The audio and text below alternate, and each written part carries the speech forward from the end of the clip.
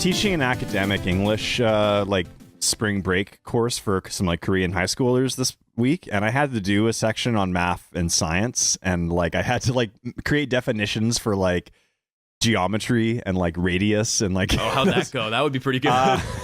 Used a lot of Google for some of those things.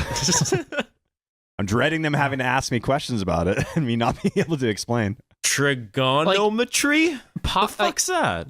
The radian system to me, like, that just, it seems like it was made up by some guys like, oh, fuck that. You know what? I'm too smart for regular numbers. I'm going to make my own system. Radians are really good, actually. Radians make a lot of... Radians are awesome.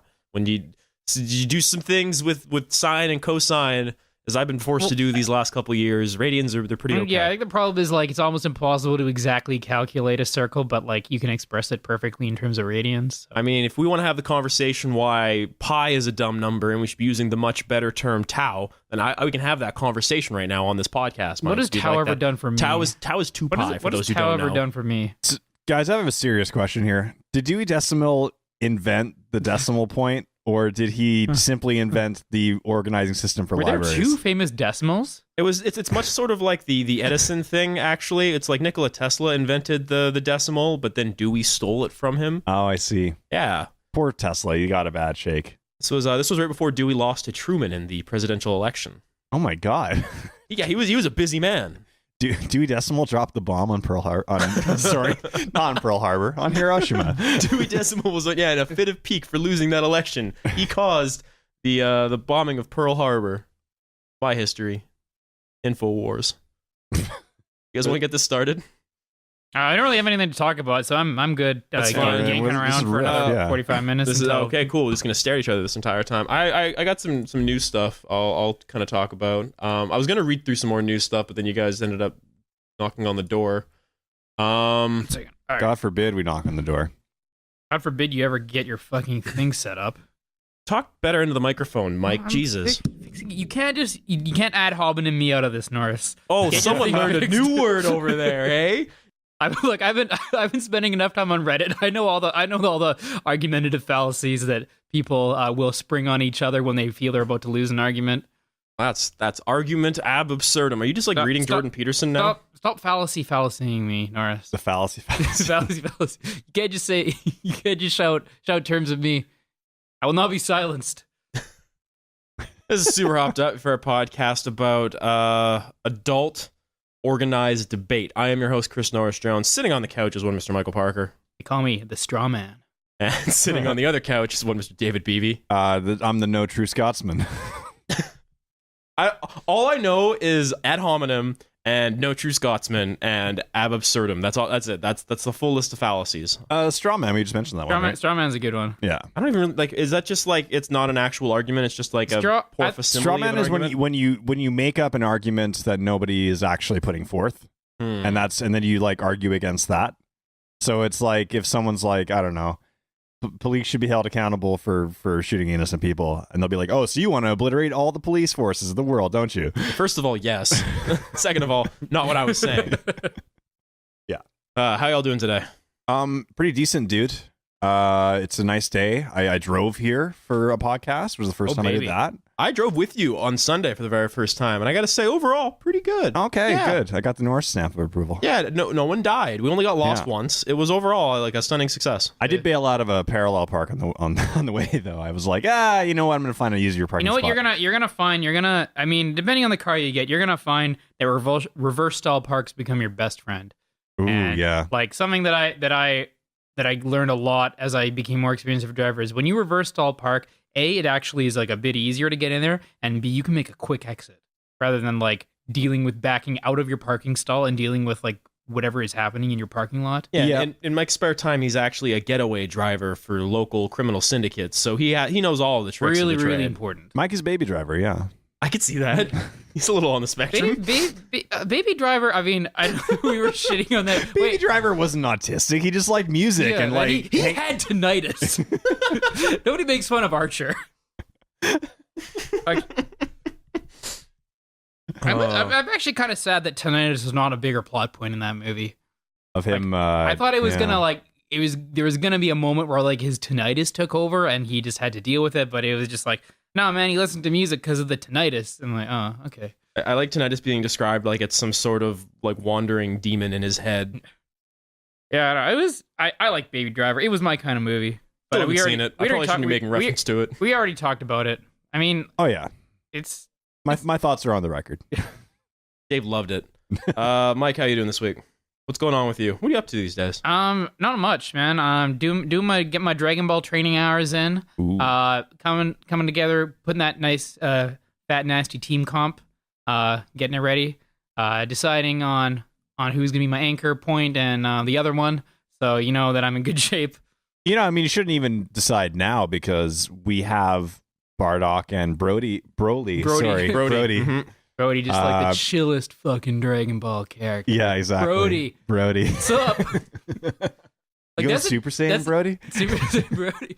Oh man, he just like pitted that wave, Brody. Oh man, like his hair went all blonde, man, and Brody went Super Saiyan. It was fucking crazy. There's not a lot of names that I judge that I immediately paint a picture. When somebody's name is Brody, like when your name is Brody, like it's gonna be really hard to take you seriously as a professional. Well, I mean, like it's more like the parents were inveterate hippies than possibly the child. True. Yeah, that's true. It is like a little unfair to like paint the person with the brush of the person who named them. One of those great realities where there has to be someone named like Skyflower who works at Wall Street Finance, whose parents were inveterate hippies, but he just wanted to cut the throat of finance. So. Yeah, he made some choices.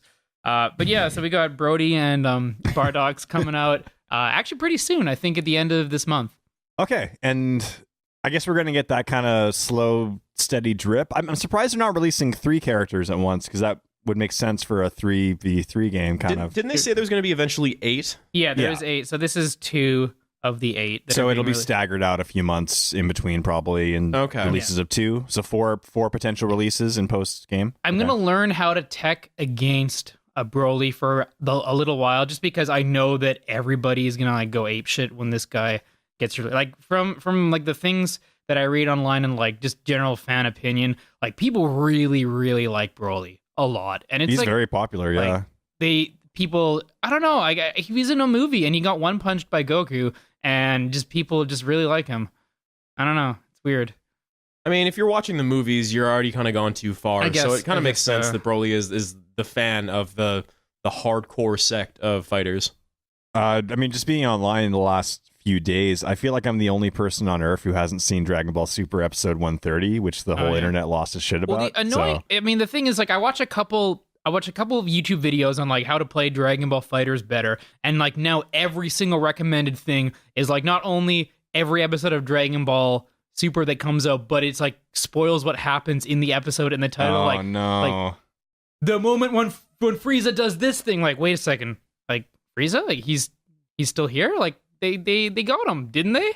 I guess not. And like, so like of all this stuff, like if I ever wanted to watch the show, it's kind of like, I mean, it's like Dragon Ball has always just kind of been like Marvel in that no one really dies, or if people die, they'll be back in like a week. Yeah, I think Goku died like 3 times. Yeah. So I don't know. It's just it's annoying that stuff like that pops up when it can potentially just kind of take the wind out of like the excitement for watching it eventually. We're all just floating on the waves of the algorithm, sir. You know, it's just taking it wherever it goes. Blessed be the algorithm, hallowed in its name. What happened in Super, Dave? That because I don't actually know what Twitter's talking about. I don't follow Hibu Twitter, so I didn't really know what's going on. You're really asking the wrong guy, but like essentially, I think it was the finale, or it ended. What happened? Oh, the series ended. Yeah, and according to Akira, I think it's Akira Toriyama. He's like, I'm going to bed. It's been a long time. Yeah, I think he's just like, I think that they kind of made a thing is like, well, we're not saying it's over, but like kind of for a while, yeah, it's over. And so from what I've read, and granted, this is third-hand knowledge based on me reading forum posts, it seems like if you're making a manga in Japan, it is a hellish, nightmarish grind of an existence where you're like, because if you're doing for like Shonen Jump, which is one of like the big manga magazines in Japan, like you're basically having to do like a weekly edition, and like imagine having to like do a comic book like 20 something pages in like a week for every week forever, no break. Yeah, I've heard it's years. Like it's akin to like being under like for like a big publisher at deadline crunch time, but that's just that's just your life. Yeah, I think there was a couple of manga writers, they on interview, they're just like, I average about 4.5 hours of sleep a night. I have tremors now. I can't like think properly. it's a horrible existence. I hate drawing. But I mean, like the animes tend to have like big like gaps in between seasons. I mean, I guess it's because they're waiting for more manga to come out, but right? Super I suppose didn't. so. Super was pretty consistent throughout. I mean, if you look at the original air dates of all the Super episodes, there's no big gaps. They kind of did all 130 within the span of like 3 years or something. So that's I mean, like maybe it's just because I never really paid close attention, but Super felt like a thing that was relatively recent for me. Yeah, like I wasn't think, hearing about it all that much until like maybe a year and a bit ago. Yeah, it was not. It hasn't been running for that long, and they got, I think it's 130 or 131. Anyways, it's like that's not a lot of episodes considering how. Sorry, that is a lot of episodes considering how not very long it's been on. So it's been like jam packed the entire time. I think it took some time to build momentum because I imagine people were pretty like skeptical maybe of like watching a new Dragon Ball because you have your own nostalgic kind of attachment to the original series. It's different. The pacing is different. Like the I guess we'll call them the important bits. They're all pretty condensed, and you don't have fights which are like 5 or 6 episodes of like a character charging and attacking at the sky. Yeah, like that doesn't happen anymore. Fights are actually like well paced and entertaining throughout the entire thing. But you also have at the beginning and the end of each of the sagas, you have a lot of filler episodes. And like if you care, you can watch those, or if you just want to like watch the anime dudes punch each other, you can just watch. And it's kind of nice because like they are all parsed out, so you don't have to like sift through it. It's like, all right, so now we're into the silly episodes. I can skip the next bit. Like until you get back to like the good stuff, like the until another villain is introduced, yeah, right? Exactly. Like, yeah, I think it speaks a lot to how Mike ingests popular culture. That you're just like, oh, the character building stuff, fuck that. Where's the punching? I want more of the punching. Like the character building stuff is just like kind of Goku looking at Goku's an idiot. Like he it's borderline like, I mean, they Flanderize, is it Flanderization? Flanderize Goku to the point where like pretty much he has some sort of like mental instability where like all he wants to do is fight to like the detriment of everybody who knows and cares about him. That's kind of always been his shtick though. But I think it used to be he would care about his friends and family, and like it, and now he just like is like, oh yeah, sure, like well, listen, we're fighting tournament, what's on the line? Oh yeah, let's bet the earth. Like oh, that'll be fun. The stakes have never been higher, haven't they, friends? And like Goku, please. It's, I don't know, it's just like kind of silly. Maybe his mind's been damaged from like forcing energy into spirit bombs for fucking however long. Yeah. So many blows to the head. Goku's got the CTE. He's all brain dead. Like there has been an aneurysm or two from the 4 episodes of screaming. So, that's the anime I want. I want the Goku after years where he's just in his early 40s and sundowning and just really angry about everything and doesn't know why. I think he's like 60 years old in Super. Like not even kidding. I think he doesn't look different at all. He's like a geriatric old man. Like, are you sure you're not just making that up? Are you sure? Like, because I swear, like in the, and I hate this conversation in the canon. Isn't Super like after Dragon Ball Z but before GT? Isn't that how that all works? I think his son. Okay, well maybe he's not 60. We are gonna get so many people pouncing in the Discord on us about this fucking. Come at me. I want to hear all of your fucking. Because I think iterant. No, okay. Gohan's in college, so couldn't Goku be like 40 then? In Super, I think he's graduated and he's looking. There is an episode where Gohan's looking for a job. Yeah. So I do love those little touches that you could be like the most powerful warrior in like one of the most powerful warriors in the universe. You're responsible for saving the Earth, and yet it doesn't pay the bills. It doesn't at the end of the day give you a living. The best Dragon Ball Z episode, we can all agree, is the one where Goku and Piccolo learn to drive. Yeah, that's the absolute best one. I can relate to that. Yeah, absolutely. So these episodes hit close to home for some viewers. Mike, did you see the video I posted in the WhatsApp? Or did you see the Goichi versus Sonic Fox? I watched. I didn't see the whole thing, but I watched a few of their rounds, and boy howdy, that was some high level play. Who took it? I didn't actually end up watching it. Goichi did it. Was it close? It was at first, but then I think Goichi kind of ran away with it towards the end. No. It got to the very last game. Oh, it did? Okay. So to kind of set the stage a little bit, so it was final round, which is in Atlanta, which is like one of the oldest fighting game tournaments, like 11 or 12 years they've done it in a row. Atlanta's for the longest time seemed like one of the nexuses of fighting games in the States. Oh, yeah, a lot of good talent comes from Atlanta. It's actually the Tekken capital in the U.S., which is a little unknown, really. But what does that mean exactly? Oh, it just means that's where the most people. This is the biggest scene for Tekken in the U.S. When like basically all the other fighting game scenes are more like New York and California. But yeah, basically, so Sonic Fox and Goichi from Japan had this kind of like rivalry that was kind of simmering for a while. They hadn't really fought each other. They did like a 1st to 10 the day before the finals of the tournament, and I want to say it was like 6-4 to Goichi. And then it was a rematch again in the grand finals, and Sonic Fox was on winner's side, so he hadn't really like lost to anybody the whole thing. Goichi reset the bracket, but then it went to the very last game. Wait, what does that mean, resetting the bracket? Because I hear that term in tournaments a lot, and I haven't really looked into what it means. It's surprisingly simple. Take it away, Dave. Okay, so in a double elimination tournament, you have to lose twice to be out of the tournament. Yeah. So essentially, if you come in on winner's side, it means that you haven't lost to anybody in the tournament yet, because if you basically get moved into different brackets depending on how your progress goes, right? Okay. Are you with me so far? I think so. Okay. So basically, when you get to the grand finals, you have someone from loser's bracket and somebody from winner's bracket. If the loser's bracket person wins against the head of the winner's bracket, then that resets the bracket, because you have to make him lose twice for him to get out of the tournament. Okay. So I guess I just figured that once you exit, I thought that double elimination only applies to like preliminaries, and then once you get into brackets, it becomes double eliminations all the way through. So yeah, if it's too, what should I say? I mean, like it's maybe somewhat similar to how people always say, like in football, like given certain luck, given certain like fate, anyone can win a given day in football. Like, is it just like, it's to make sure that like if someone just like has a real bad fuck up in a match or like a real mismatch, like they can still show that they can come back from it? It would be unfair to the guy in winner's bracket to lose the entire tournament based on one game. Actually, yeah, that's true. Like, I'd be like, hey, wait a second. Absolutely. Like that's my first loss, right? Like, that's not fair. He already lost. Like, that's my first loss. Exactly. Okay, I kind of get that. Okay, that makes sense. So it's just that as you're, if you keep consistently winning, you keep progressing through winner's bracket. If you lose one game, you go into a separate bracket, versus loser's bracket, and then you have to fight your way through a lot more people to get to the end. Pretty much. Is it a lot more people? I think so. The way it's mapped out. Okay. This is maybe not that interesting to folks, but yeah, essentially. Let's talk more about fighting statistics. Yeah. If you come in from, if you've lost a game already on your way to grand finals, you have to beat the winner twice.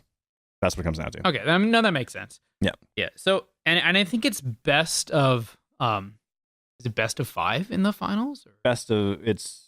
Yeah. I was gonna say, how does fighters work exactly? Because I know like Street Fighter has like a round situation in a match, but this is just like first one what beats up the other person's 3 players wins. They actually just made a change to online play where it used to be best of 3, but like you could kind of drop out at any time.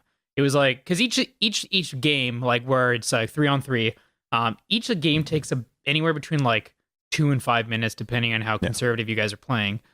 So, and then after that, it's like you can rematch someone. It used to be like after a player wins 2, the rematch option goes away, but they just changed it. So now it's you can play best first to win 3. So potentially you can play 5 matches in a row against the same random stranger. And I believe that's the tournament setup. It's first to 3. Yeah. Anyway, so this match happened between Sonic Fox and Goichi. It was very close. It was extremely high level play that I think kind of hasn't really been displayed that much yet. I mean, it's still kind of early in the year, kind of early in people, even early in the game's lifespan, honestly. It's only been, a couple months? Yeah, it's like late January. That's why I watched a little bit because I just wanted to kind of know what... this all goes over my head. In my opinion, I could watch you guys play and I could watch Sonic Fox play and it looks relatively similar, but it's because I don't know my difference between my ass and like a Kamehameha, so it all just looks the same to me. It's a lot of really subtle things, like little techniques like the instant air dash, which is pretty hard for a new player to get. So basically you're jumping and then in the second motion you dash forward, so you get a very low to the ground air dash, which can go just over someone's head and they have to kind of guess how to block. Do they continue blocking back, or do they switch in case you go for a cross up? It's kind of it's movements. It's the ballet of movement that is pretty impressive at that high level. It's all about positioning, Rock. It's all about where you think they're gonna be. Yeah, more or less. So yeah, I mean, I would not be surprised if those two guys in particular had it out again at Evo. I mean, Evo is always kind of like, because everybody goes to Evo, anything can happen there. But those two, I think, are obviously the strongest players right now in the world. I'm gonna be so stoked when one of you plays Sonic Fox and the other one plays Goichi in the first round. Oh, That's man. gonna fucking rule so hard. It's gonna be so bad. That's gonna be so crazy. Goichi, and they're both like multi-game like savants of fighting games as well. Like Goichi plays Street Fighter, and he's a top level player. He plays like a bunch of like more obscure games as well, and does very good. So they're good. They're evenly matched rivals. Good fight, boys. And Sonic Fox posted a picture of Goku in like the whatever the equivalent of a Bacta tank is in Dragon Ball. Oh yeah. After he Nice. lost. That's actually that's pretty cool. Like, Yeah. that's a good way to like. Oh, and then the official Bandai Namco response to him was like a gif of Vegeta doing one-armed push-ups inside the gravity capsule or whatever it's called. Anti-gravity chamber. No, it's the extra gravity chamber. Yeah. Well, there's a hyperbolic time chamber. Here we Maybe go. that's it. That's No, that's a different thing. The hyperbolic time chamber is the thing in Kame's palace where like a day takes a year, and so you can train for a day, but it's like training for a year. And there's also I think the Capsule Corp which is like Bulma's company made, which is just like it can go up to like 400 times Earth's gravity. So you just like that's just like where Vegeta likes to do his push-ups. Yeah, exactly. At 400 Gs. The time chamber thing, there's also like, because there's an episode really early in Dragon Ball Z that no one ever talks about, where like a bunch of like the jobbers, like Tien and Yamcha and Chaozu and Krillin, they go into like a hell world that's just like filled full of Saiyan warriors who destroy them. Do you remember that? Like, it's when they were training for Vegeta and Nappa, and they go into the time chamber, and they just end up in this, like, futuristic hellscape where a bunch of guys dressed in Saiyan armor beat the shit out of them repeatedly. Yeah, and then it's pretty much just like a wake-up call. It's like, oh, yeah, so those Saiyans that are coming to visit you, like, they're a lot stronger than these guys. And I played a match against somebody who was the also-rans, which were, his team comp was Yamcha, Krillin, and Tien. And he kicked my ass with them, but like I appreciate this guy like trying like bringing like the absolute no-namers of Dragon Ball and like trying to give him a place. I want Raditz to be a DLC character. That's I all really want Raditz that would be dumb enough to be great. I heard that he was, but I'm not sure how reliable like that was. I don't know. There was a bunch of like kind of leaks and semi-leaks that came out. I don't actually know that Bardock was mentioned anywhere in the leaks that I initially saw, so that might have already disproven part of it. Broly was a fairly expected one, but okay, so apparently somebody found a voice line for Cooler in the like someone data mined like the announcer saying Cooler in the game, so like it's presumed that Cooler is going to be a character in the game. Interesting. And as far as I think there's some other characters from Super which I don't know. Jiren, I think, is a pretty good guess, honestly, considering how much I think he's pretty much the most important villain at the end of the Dragon Ball. Yeah, I think he's like not the penultimate, like the final villain of Super. And I heard something. I think that base Goku and base Vegeta, like they're the original like forms. I thought maybe that would happen until I saw Bardock. And now that I see Bardock, I'm like, what is the point of having a base Goku? They look exactly the same as Bardock. Yeah. Just the name sounds pretty good. It's pretty fun to say. Just Bardock. Yeah. Is it a vegetable? Because they're all vegetables, all the isn't it? Saiyans are vegetables, yes. Bardock, I think, is a kind of vegetable, yeah. All right. Yeah. We've been talking about Dragon Ball for literally 22 minutes. You want to talk about? I could go all day. You want to talk about the as you put it, the cotillion of Fortnite? Oh yeah, that happened since we last talked. Did something happen? Well, Fortnite's one of these things that just Fortnite is yet another indicator that I am in fact an old man and have lost any semblance of like understanding of what's popular in culture right now, because Fortnite is now the biggest game in the world. Yeah, by I would say a pretty wide margin. I looked anecdotally on Twitch a couple of nights ago, and PUBG was getting something to the effect of, I want to say, like 70, 80,000 people watching. Well, Fortnite had reliably, I want to say, like 3 times as much. I think they were in like the low 200,000s. So, Mike, what happened is, it was early last week, a very popular Fortnite streamer by the name of Ninja, who I've never heard of until this, so that goes to explain how out of the loop I am. He broke the streaming viewership record, like handily. I think like by a factor of 2, because he was playing Fortnite with Canada's greatest child, Drake himself, Mr.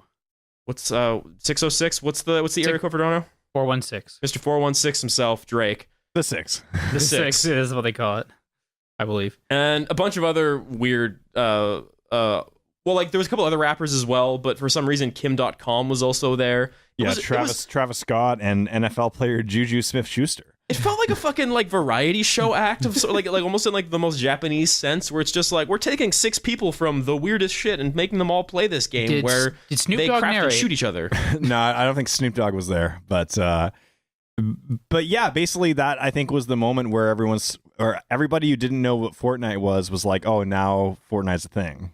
Yeah, like Mike, just for reference, remember the time when we were doing the marathon and we broke like 100 viewers for a little while? That was pretty good and for how us. awesome that was. That felt good. Yeah, I think at its top, the Ninja Drake stream got just around 600 and something thousand. Ooh. Yeah, that's good. So like the population of like a micronation, in essence. Like imagine like an entire small Ontario town stopping what they were doing and watching a young colored hair boy play with a smooth R&B man as they're hitting each other with fake hammers. God's plan. God's plan. I said that to a friend once, and she's like, "You like Drake?" And I'm like, "No, apparently I just don't know what I'm talking about."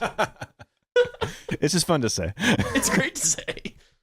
So yeah, how do we feel about like Fortnite being the biggest game in the world now? it's weird for me. Like I have no skin in this game at all. I didn't even ever really play PUBG, so it feels the same way that Dota and League of Legends did when they were kind of vying for the older crown back in like the late aughts.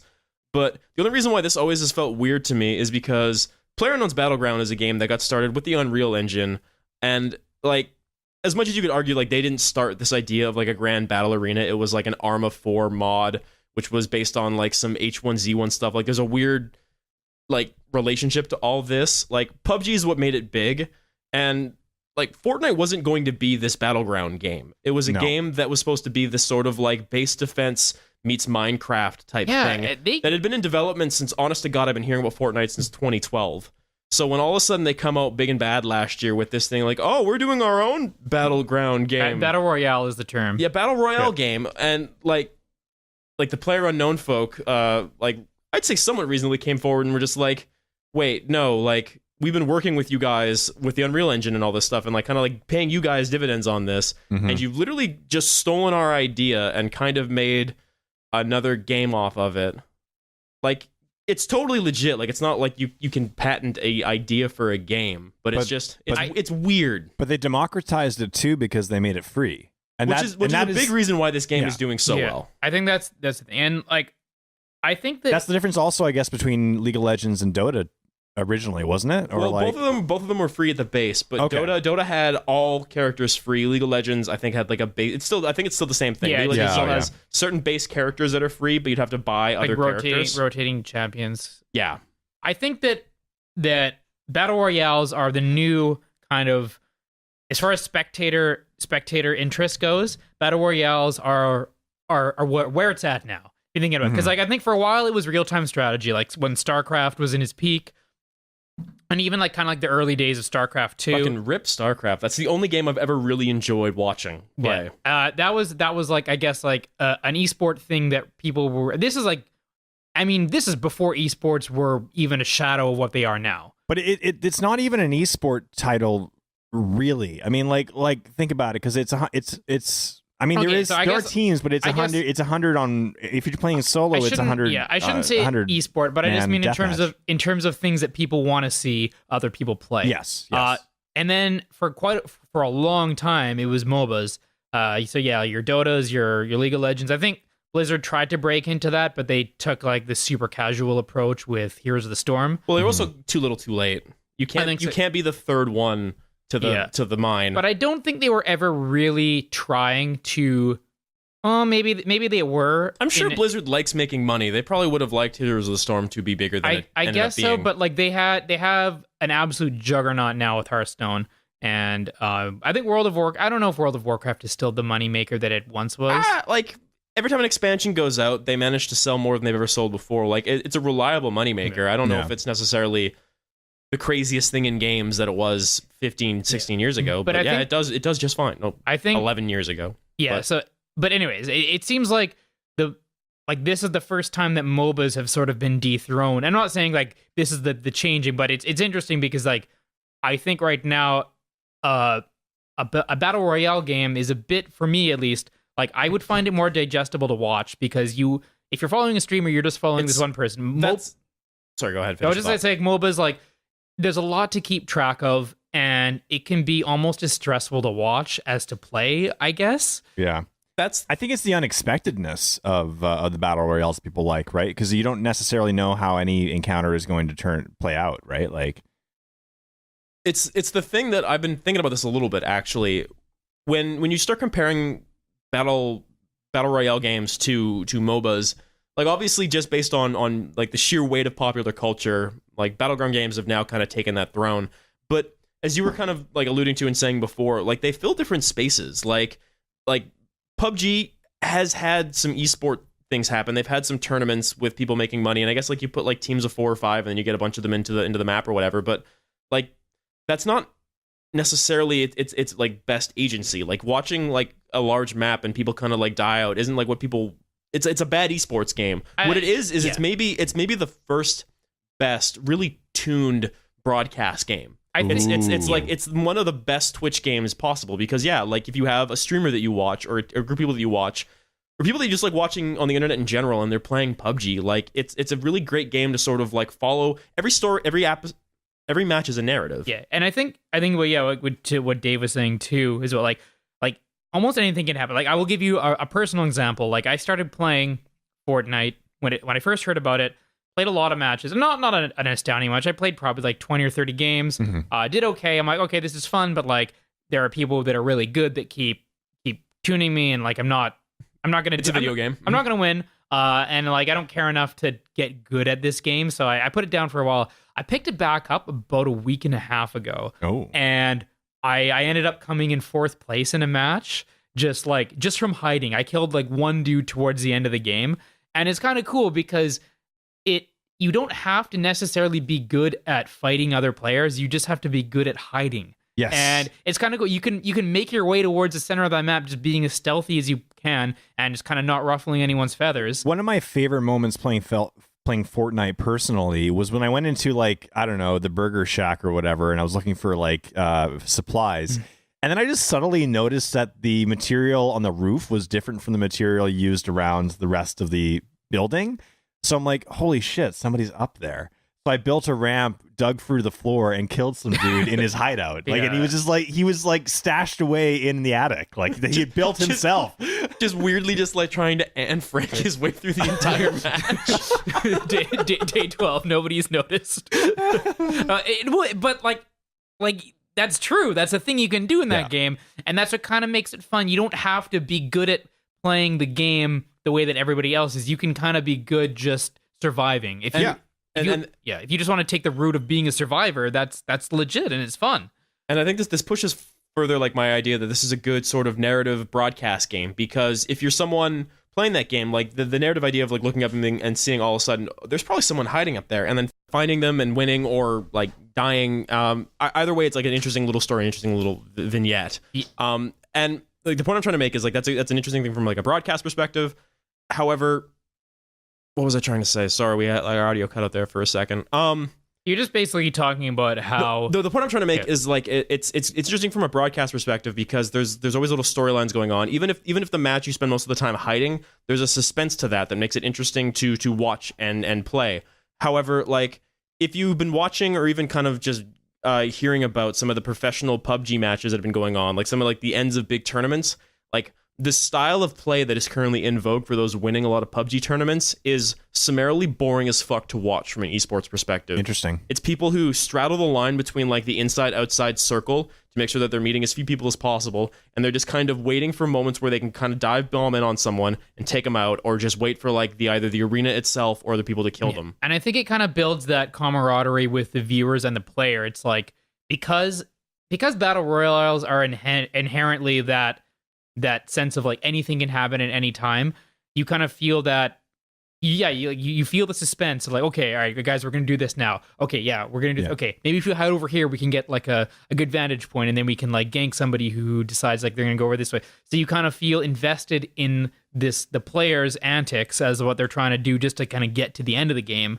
And yeah, rather than a shooter where like a traditional first person shooter where it's just like everybody's just trying to efficiently kill as many people as possible. Well, and I mean, I think kind of to Norris's point, like, you're right. Probably the most optimal way to win at this game is not going to be the most exciting to watch, because some of the most excitement, the excitement comes from taking risks and chances, right? Which, but if you're playing this professionally, you're probably less likely. Yeah, I think that, from a spectator spectating a bunch of people, it's not that interesting. But like, it's perfect for Twitch viewers, because you get that kind of solidarity with viewer and player. Like we're all having this like nightmare survival adventure together.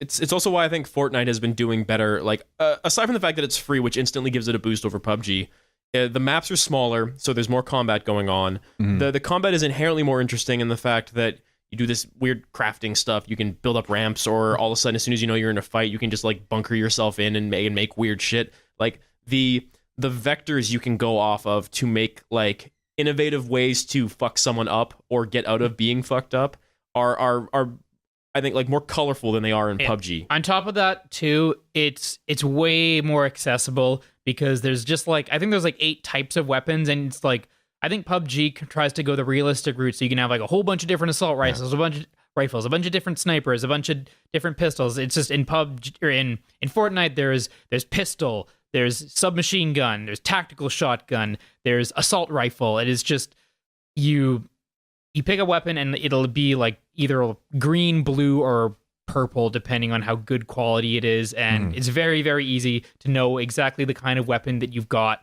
the second you pick it up.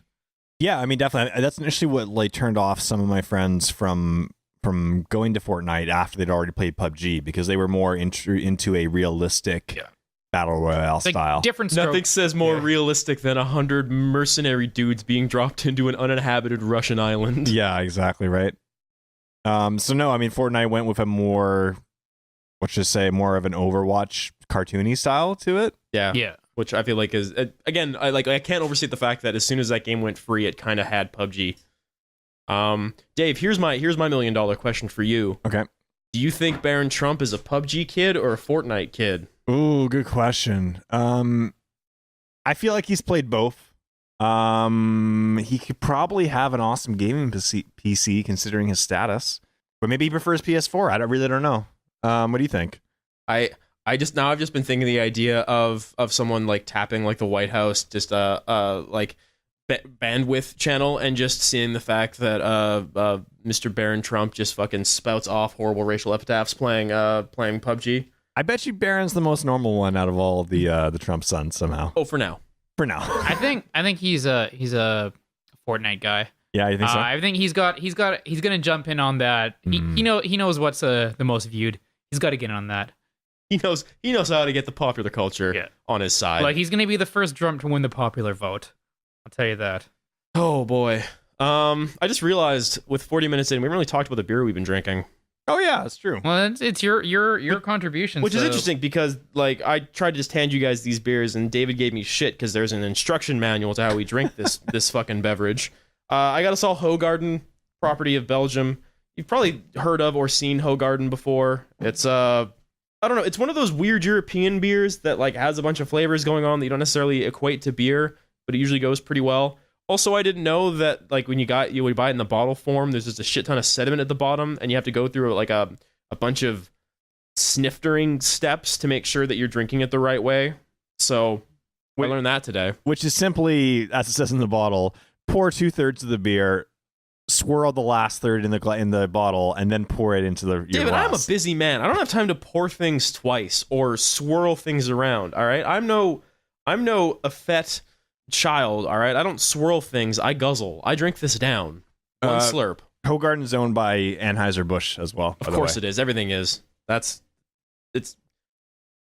feel like if at this point in time, if you see any beer that is in such wide distribution, it's definitely owned by either InBev or like Molson. Makes sense. Yeah, it's good. I like this beer a lot. It's got like a bit of almost like an orange kind of aftertaste to it. I think it's fine. It's kind of like a transition beer for someone who wants to go from drinking Bud to drinking craft beer, I would say. It's wheaty. Like, yeah. I taste the wheat. Wheat. It's a good, I don't know if it actually is a Saison, but it's a good sort of Saison introduction. I quite enjoy it. Or, no, it's more like a Hefe. Yeah, I was going to say Hefeweizen's the word I'm thinking of. I've been doing this for 9 years. I don't really know the difference with all that. It doesn't have the bite of a Saison. Hefeweizens are kind of, to me, like the taste, I would describe it as like it's almost sour wheat in a way. Like I mean you describe that and it doesn't sound good, but in a beer it can be good. It sort of has like a weird like a citrusy sour wheat taste, and this is what this guy has. Not bad. Yeah, as Dave I think pretty aptly said it, it's a good transition beer into the weirder, darker shit. Mm-hmm. You guys been playing anything else? Anything else we want to bring up or talk about? Just more into the breach, honestly, and not much to report on that end yet. You beat normal yet? I came very close. I came to, I think, the last mission, the last submission of that mission as well. The last part of part 2 of Volcano. Yeah, exactly. It might have even been the last round, if I'm being honest. It might have been that close. Like, it was pretty harsh. Oh, it's heartbreaking. Yeah. I found a strategy I like, though. I like using the flame behemoths. That's the one team I haven't unlocked yet. Oh, really? Yeah. What makes them good? What makes them good? What makes them good is that fire damage hits for 1 damage at the start of the round. So essentially, you can catch enemies on fire, and if they're a low hit point enemy, or they have 1 hit point remaining, they will all die at the beginning of their round. Oh wait, so like in the order of actions, it goes before any like. I guess that is true. Yeah, environmental damage hits first. That's low key, like huge. That is now huge, that I think about it, because it means that you don't have to finish off the weaker ones. You can let the fire damage over time to finish it off later. It also I like them because not every squad can kind of challenge the Vec on when they're burrowing. Because like you can with the flame beams, you can light that square on fire, so when they emerge, they're already on fire. Yeah. Where there's not like every team has a really good strategy other than just to block it, right? Yeah, actually, that's a good one, because sometimes I'll be in a situation where like I wish I could just launch a projectile like under the ground and hit them, but that's good actually. That makes a big difference. Yeah, so it all kind of adds up over time, and having your team not have to worry about fire damage is really good as well. I think the teams that have like the ability to play status effects like that, I think like for much the same reason I've been hearing a lot about the Rusting Hulks being one of the like the A-list teams is because you smoke out the entire fucking map and then you just wait for the problem to solve itself. Yeah, more or less. I'm not a big fan of acid because you have to always do a follow-up attack on it, but it's okay. Yeah, the nice thing with the Rusting Hulks is you could always do 1 less damage than you would need to, just because you get them caught in that smoke and their actions canceled. It would too. finish it off. Yeah. I'm still on my cryo boys in the admittedly school's a nightmare right now. I don't get a chance to play all that much, but when I do, I have found I'm almost going to consider this like cheap tactic with the cryo guys. Have any of you unlocked the pilot that like starts with a shield? With armor? Yeah. No, not armor, like a shield. Oh, like I haven't. She starts the match with a shield. I've done that, yeah. That shield will take the cryo freeze the first time. Oh, nice. So you get like an instant, just like 1-hit KO to any one enemy without even being frozen yourself, like from the get-go. So it sets you off on like a really strong first foot. Like you gain like the territory momentum. You only have to worry about like 2 as opposed to 3 bugs from the get-go. Yeah, and so you can just start like kind of like building off that. Like it sets a really strong momentum for most matches. Yeah, getting a good start is so important at the higher in the tougher matches, because if you can deal with everything the turn that it comes out and you don't have any like leftovers from your turn. It's a thing I think about a lot in that game, where I feel like some of the more interesting teams are the ones that play around with like positioning enemies and getting them to like get thrown out of whack. The problem with that is when you get to the higher difficulties, like if you're playing as like the steel judoka are the guys their goal is to like fuck guys around and have them hit each other. Like the problem with that is though, like for the most part, if you're like screwing up with the positioning of enemies, you're not necessarily killing them all that fast. And all of a sudden it's turn 3 and you have as many as like 6 bugs on the map. And then you're done. Like, there's no way you can handle 6 bugs. Well, it's steel judoka does get extra damage for enemy attacks, though. There's some tough. I don't know. There's some, but they're not a good team. Yeah, there's some tough. I don't like them. I'm not gonna say they're not a good team. I'm just saying I have not enjoyed playing them. Yeah, they seem like when I first saw them, like, whoa, that's interesting. And then I thought about it, and I think like my next thought was, I don't think I'm good enough to play well with them. I think that they require a different level of thinking when you go into that game. Some deep mind, you got to think 7 turns ahead shit. Yeah, I honestly think they're low tier, and the reason is because one of the other reasons I like the Flame Behemoth so much is because they have the best movement based bot, which is the Swapper mech or whatever it's called. So it just teleports. You basically pick a spot in the map, and then you have the same like X shaped like attack pattern, but it's then artillery. It's not artillery, but you can upgrade it so that it has a pretty wide range. Okay. And then basically you switch places with the enemy. So and it's a floating mech too, so you can put it over water and just switch places with the enemy, and it falls into water or acid or fire. When I was playing on like one of my intro games, I think with the Rusting Hulks, like you get a jet character with the Rusting Hulks, and I bought a teleporter that just had to do that, and so I spent a good portion of the game just like boop, teleporting ground guys into the water. It ruled. Whereas like Steel Judoka has one that has an artillery that just pushes the enemy one square. And I just don't think it's really that useful. I would rather have an actual artillery piece there, you know? Yeah, I think that I guess the hope is that, like, oh yeah, every team is perfectly balanced, so they all have, like, strengths and weaknesses, which makes them equal, but, like, the reality is that, I mean, if it's an indie game, like, the amount of balancing that they put in, they probably have certain teams which they care more about than others. I mean, like the idea of perfect balance is kind of a spook. Like even like Street Fighter or fighters, like with enough playtime, people will realize the characters that have like gentle and superiorities over the others. And like having a balanced fighting game is a fairly modern concept that didn't come around until like the maturity of the genre and the insistence of the fans. And I could argue that like a game that is too well balanced becomes less interesting, because I agree. I feel like if everyone is balanced to the same degree, like you get less interesting outside strategies. I don't know. I know it's not. It's yes, and it's less interesting because there isn't a chance for the low tier heroes to have upsets, right? To be able to take on people, and like you can win by things like matchup knowledge or like in-depth character knowledge. Like that stuff is awesome when it happens right.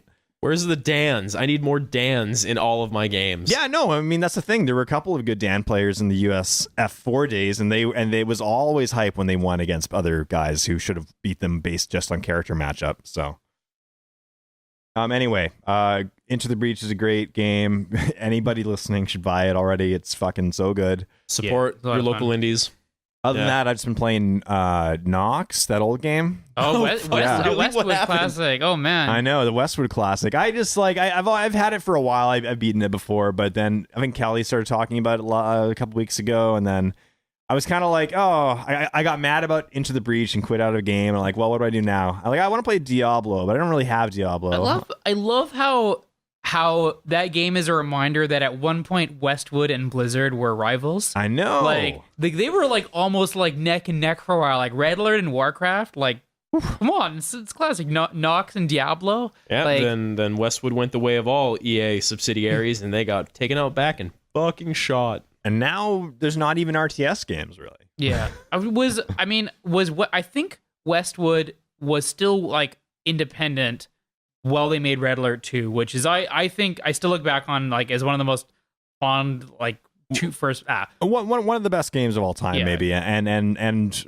of the RTS genre, like near the top. Yeah, I look back super fondly of Red Alert 2 especially, and even like some like Command and Conquer's like Generals, and like those are really interesting. I mean, like a little insensitive by today's standards, but that FMV, like you'll never be able to recreate that. Like people have tried, I think, like Need for Speed have made some attempts of doing like some tongue-in-cheek FMV that's like, haha, we're so funny. But like it only ever was hilarious, and it only ever worked because like for the most part those old Command and Conquer games were really trying to be like legit with their FMV video. It was so good. And then like they just kept getting like hotter and hotter and sluttier actresses to play Tanya, who is the like I remember like in the original Red Alert, it was I forget the name of the actor, but she looked she could just like beat the crap out of anyone. Like she was a tough as nails chick. Second one, they got this actress who was like fairly less well known, but she was like a bit better looking, and like they dolled her up a bit. Red Alert 3, it was Jenny McCarthy. Yeah. Like it was Wait. She became Tanya? She was Tanya. Yeah. Wow. Like they just pulled no punches in Red Alert 3. And I think Tim Curry was the Soviet general. Fucking Tim Curry as the Soviet general was always the best. I play like the fucking FMV where he's just like spice every couple of days. Yeah, it's so good. Was he fighting Paul Atreides or what? Yeah, also, what was it? George Takei was the Japanese emperor, general, the emperor of the Empire of the Rising also Sun. Fucking Nature Boy himself, Ric Flair was one of the American generals. Ric Flair and J.K. President of the U.S. J.K. Simmons. Oh man, it was that's a stack. Fucking bonkers. Yeah. If you saw that on like a movie poster, you go nuts. Like. I mean, to be fair, like we would go nuts. I don't know if like a lot of people. I don't know if like popular culture is really losing their shit for Nature Boy anymore. But. Oh man. Well, Ric Flair drip by Offset from the Migos. All right. You have not seen this? Okay, I'll show you later. But it's a really big rap song from last year, and it has Ric Flair in the video and the song title. I can't imagine it's that hard to get Ric Flair if you're Migos, though. To be honest. Oh yeah, I mean he's like in his 70s. He's not doing a whole lot. He's the personification of the wrestler. Yeah.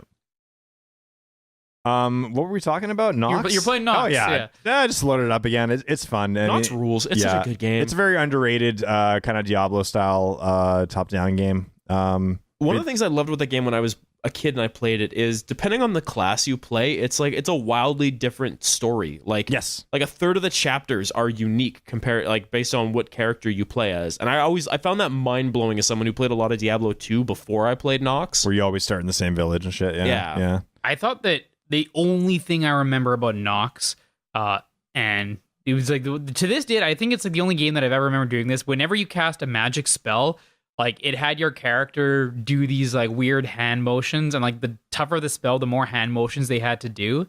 Oh, and they would just I don't know if maybe you'll get there. You'd get cast and like he had to like say a bunch of syllables and make a bunch of hand motions. Yeah. The spell. I don't know. It was kind of cool. I just remember like that, and it kind of made you feel like you're actually. Like he was actually learned a spell and not just like gained a skill point in that spell. Yeah, exactly. And you didn't have to just press a button for it to work, right? So did you get Nox off Good Old Games? Oh yeah, for GOG? Sure. I like, man. I have no time to do any of this, but like after I'm done school, I've got like 3 weeks off, and now I'm just sitting here hungering for some Nox. I might do that. I might buy that and just play it. Fuck. Apparently it has a pretty big fan base for the multiplayer, which I had not really like thought about before, but I guess it makes sense in a way. But played a bit of multiplayer when I was younger. It's hectic. Okay, it's all over the place. It's kind of crazy. Interesting. Yeah. So on my end, and we'll wrap this up. We managed to kill the hour pretty well. I'm back on my bullshit. After putting, I think I said a little while back, I put 70 something hours into Assassin's Creed Origins. Back on the train, boys. Ain't done yet. There's 2 expansions, and I got kind of sick over the weekend, didn't want to go to a St. Paddy's thing, so I instead just tuckered in and put about 9 to 10 hours into Assassin's Creed Origin. I beat their first expansion, the Hidden Ones, which I'll go ahead and say is marginal at best. Ooh. It's just more of the original game. I have since started their second expansion, which actually looks to be pretty dope. It's this, like... It's like they're trying to redo like the Mummy. It's like there's an ancient artifact which caused the mummy's curse, and now there's the undead like attacking Thebes, and you go into the afterlife, and there's a lot of really fucking crazy visuals. It's pretty cool. I think that you've probably said so or not, and maybe I just didn't listen to your answer. But is this game still about hooking up a dude to an animus and making him relive his ancestors' memories? Yeah, there is a character who is experiencing all of this through a giant massage table she's hooked herself into, but like it's very minor. Like you only have to spend maybe like 45 minutes in total, not like I'd say like 20 minutes in total of the entire 80 hours playing that game, not in the Animus. It's weird because for the most part, I used to really love Assassin's Creed games because I loved the actual overarching story. Like I liked the Desmond Miles stuff, but since Assassin's Creed 3, when they fucked that all up, I haven't cared anymore. And this game knows that the better stuff is in Egypt, and so they stick you in Egypt. Okay, yeah. I remember, yeah, that was kind of cool, like, in especially Assassin's Creed 2, when you were kind of, like, on the lam the entire game. Yeah. And there's some interesting things that they did with the whole, like, merging of the timelines. I don't know why I've enjoyed this game so much. I think it's got a decent world to explore in, but it's also kind of got that grind. Like it's just got that grind where you level up and you get better weapons and stuff, and so you end up spending all your time just like searching out all of the little hidden locations and shit to get items and money so you can buy better upgrades for your weapons and shit, and all of a sudden 70 hours have gone by and your dude's a dope level 40 who can one-hit an elephant. It's pretty cool. Yeah, that's cool. Yeah, I mean, they're not bad games gameplay wise. They're just They've been silly. bad. Let's be honest. There have been a couple of bad Assassin's Creed games. I just don't. I haven't really touched the series since Brotherhood, so it's been like a long time since I played an Assassin's Creed game. But I heard a lot of good things about the newest one, especially from you. It seems like it's more of a return to form, or at least like something a little bit different. As I think is on one of the recordings I did with Kelly when we were discussing it, like I appreciate them going to a different era other than like medieval or more modern, like Enlightenment. I prefer I like the idea of going to like Bronze Age culture and stuff like that. Yeah, it's an interesting time period, sort of like Roman, Grecian occupied Egypt. Mm-hmm. It sets up some interesting things. It kind of expects you to have more of a knowledge of history than maybe the casual player should have. Like it kind of just name drop. Like the problem with Assassin's Creed games is they never really give a good cohesive like actual plot. Like it's more just like you're sort of like you're a wave in the ocean of history. Yeah, I remember that about 2 is just talking just talking about all these Renaissance figures of like, shit, I remember you guys from like 9th grade social studies, I think. Like you were supposed to be a bad dude, but you're not anymore. But the name dropping is a lot less annoying the farther back in history it is. Because when you get to the more modern ones, then we have to deal with like George Washington being fucking Karl Marx is the guy giving you your weapons. Yeah, exactly. Where it's just like, no, just like let me learn about somebody new and what they might have or may not have done. Yeah. I thought of a couple things. Was that enough for Assassin's Creed for you? Yeah, it's a good game. I need to stop playing it, but I'll never stop playing it. You can't stop me. I'll never die. That's good. Man. Go. Geralt in Soul Calibur 6. Yeah, no, Kelly was kind of on the tip of that spear. He said this is probably going to happen, and then a few days later, it happened. Yeah. So that's I'll stand by how I felt before. Is I might be the only one on this island saying this, but I don't really care about the special characters Bandai Namco gets in for their Soul Calibur games. There must be one that would get you excited. I mean, like everyone's got a character that gets them excited, but like I don't know. I feel like that game should focus on its core conceit, which is just people with weapons fucking each other up. But Geralt's a good match for them. Geralt is a good match. Geralt, like, if you could ask me any sort of, like, relatively popular video game character to be in it, like, Geralt actually makes a lot of sense. I think it's a big get, and I think that makes me kind of optimistic to see what any other future guest characters will be. Solid Snake. It's weird, because I would actually argue that Geralt might be one of the smallest gets they've gotten in like the history of big characters they've gotten. Even like Link and Yoda. Yeah, Geralt's no Link. Geralt's no Darth Vader. Geralt might be an Ezio. Yeah, he's maybe more along those lines. I guess what I mean is that he's an interesting, and he's from a video game series, not from a movie. I think that's kind of what's cool. It seems closer to home, definitely. Yeah. So wait, I thought that Yoda maybe it was Darth Vader. It was Darth Vader and Yoda. Oh, okay. Darth Vader, Yoda, Ezio, Link, Spawn. Heihachi. Carnage? Was that no? No, Spawn. So. Did they ever have Kratos, or am I making that up? I feel like that. I mean, I'm not sure if they did, but I would also not be surprised. Kratos was a guest character in Mortal Kombat 9. Thank you. That's what it was. Okay, I knew I'd seen Kratos in a fighting game alongside Freddy Krueger. Who would win? Who would win? Yeah, I don't know. I mean, I think Geralt works because he's not like super. He's not like sci-fi either. Like I always thought lightsabers was pretty weird to have in a Soul Calibur game. Yeah. But I don't know who else they could do at this point. I'm sure there are options. I don't know. I've got one more weird human interest story that we can kind of finish this week off on. This is a little bit old. This actually happened like a little over a week ago, but I just heard about it a couple of days ago. Which one of you two played Inside? I played Inside. Yes. Yeah, we both did. Yeah. Both did. So you both played it to completion. You saw the wet and wild ending. Limbs. Yep. Yeah. There you go. So Inside recently announced a collector's edition that's coming with a number of special features. I think it's like a physical copy, some art books, stuff like. I actually don't really know. Is there an extended amount of gameplay as the Blob?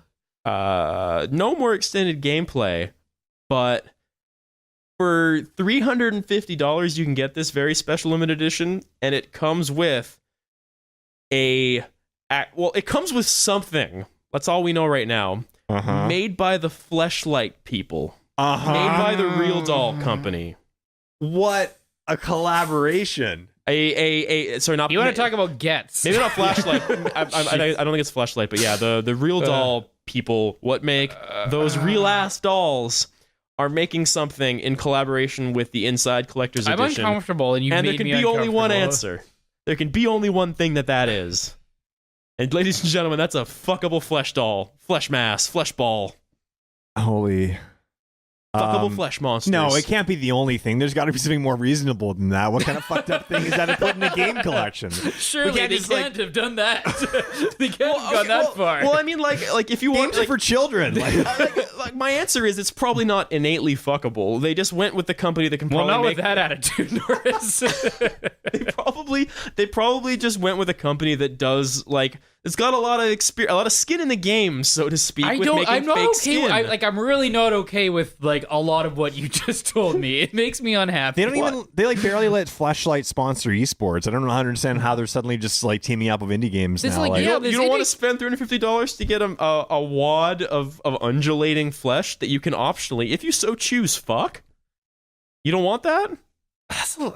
Mike, come on, get with the times. I don't know, dude. This is fucked up if that's what you're saying. It's just like all of a sudden you have this indie game which like, I mean, it has a silly ending, but it seems like people kind of want people to take their game more or less seriously. It seems like an odd turn to take. The sex toy route, like a bold statement, if there ever were to be a bold statement made. I'm not even like, you guys listen to the show. No, we're not prudish here, but it's like, I mean, I think it needs to make sense in a certain way. If it was a more sexy game, I could maybe understand why Fleshlight was collaborating. It's kind of out of nowhere, and I don't know if it's gonna I love how like animated you two have gotten about this. This makes me so happy I brought this up. I mean, if they were making a real doll based on some anime girl from a game or something, I would maybe understand. But then, like, your anime girl in the game is probably gonna have tits the size of her head, so you're gonna expect that that's like the next logical step. Like, the only thing about this game that I really remember is that there's like an amorphous mass of limbs that you get to play as. Yeah, it's hot. It's sexy. No, but that mass is a pog. All right. No, it's a dirty ass hoe. but you're a child, and you play a child in this game. Like, there's a lot of lifeless clones in that game that you get to like animate for them. Okay, that's another route that I'm not comfortable with. This Fleshlight. It's like the least sexy game I could think of. Yeah. Like, a giant undulating mass comes at me with too many arms and no discernible features. I'm gonna let it hit my back walls. Is all I'm saying. All right. I'm very excited about this. Yeah. They went with a company that could probably make realistic fake skin because they wanted something gross and very, very interesting. And guess what? Why? They're going to get something gross and very, very interesting. Because you played Inside, that thing was fucking nasty. But I don't know, it was a good game, right? It was had this weird sense of charm to its exploration of this world, and then all of a sudden it's like, yo, we're making a sex doll for our... I mean, I don't think it's not necessarily a sex. It's probably going to be a flesh mass. It's going to be a thing full of flesh, and it's probably not going to be inherently fuckable. Like, you probably can't like fuck it out of the box. You have to make it fuckable.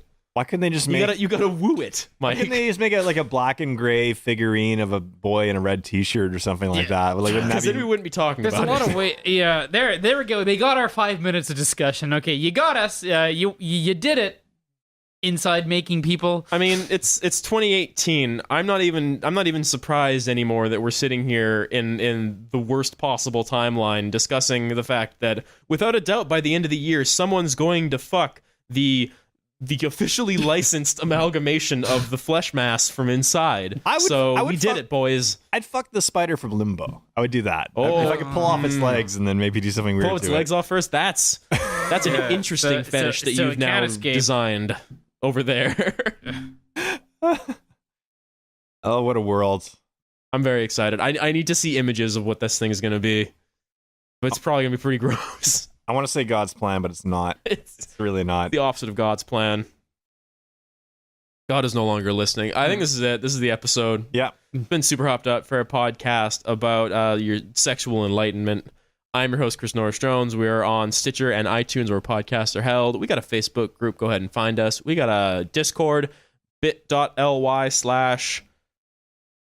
Hopped Up Discord. Hopped Up Discord. Where's Kelly when you need him? I'm pretty sure it's Hopped Up He's Discord. lying in bed, puking his guts out. Yeah, he's sick and now he's angry and he just doesn't know why. We've got a YouTube channel, a lot of really awesome video content going up there. Dave and Kelly are currently flesh wad deep in Wolfenstein 2. I'm very excited. I keep checking when the new videos come out to see if you guys are at the part that I want to see your reaction to. They got there. I know they're there in real life. They haven't posted it in the Yeah. They're not there on the channel yet, but they'll get it. But I'm happy that Kelly and Dave have now experienced one of my favorite moments in video games from last year. Mm-hmm. Now you got to see the other one. It gets silly. I mean, it's pretty silly, but it gets silly. I like that game a lot. Yeah, we got a Twitter at superhopped. We got an email superhopped@gmail.com. For real though, if you guys want to go ahead and interact with us, just go onto the Discord, bit.ly/ hopped up Discord. Hang out with us, talk to us. Double check on the Facebook group if that's actually the bit.ly because I'm probably getting it wrong. And most importantly, tell your friends about us. We very much appreciate your patronage, your time, your hanging out. Come yell at us about how wrong we are about Dragon Ball. We can take it. I can't. I'm actually very sensitive. Gentlemen, final thoughts. Dave and I saw Annihilation on Friday or a few days ago. Do we want to talk about that, or do we want to belay that talk until everyone's seen it? You can. I wouldn't say go in depth, partially because this is your final thought, and partially because I feel like early review. It's very good. Watch it. Yeah, watch Annihilation. We'll talk about it later. I'd like to get a chance to see it at some point in time. I don't know how I'm going to fit it in, but yeah, at the very least, we should get Matt in here because I feel like Matt has a lot of thoughts about that movie. Mm-hmm. He recommended it. Yeah, and he does. I mean, he doesn't like things. Doesn't like things, but he liked Annihilation. But he has discerning taste more specifically. True. Right? He's a man of letters. Mm-hmm. All right. Thank you all so much for hanging out. You're both beautiful, lovely boys. I love you both. Too, buddy. Love you too, audience, dear reader. I'll see y'all. Peace out. Love your mother.